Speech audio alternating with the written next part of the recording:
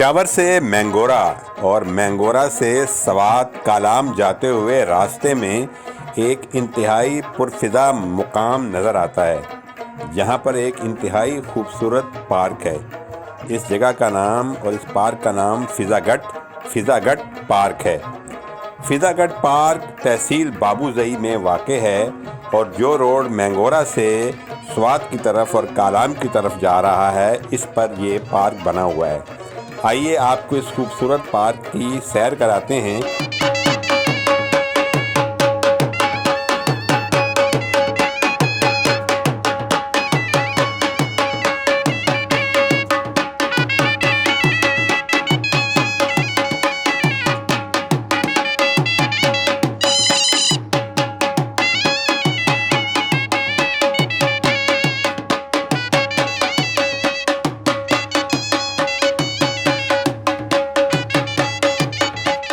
अफसोस से आपको ये भी बताना चाहते हैं कि गुज़िश्ता दिनों आने वाले सैलाब के नतीजे में ये पार्क मिट चुका है और इसका नामो निशान तक वजूद में नहीं।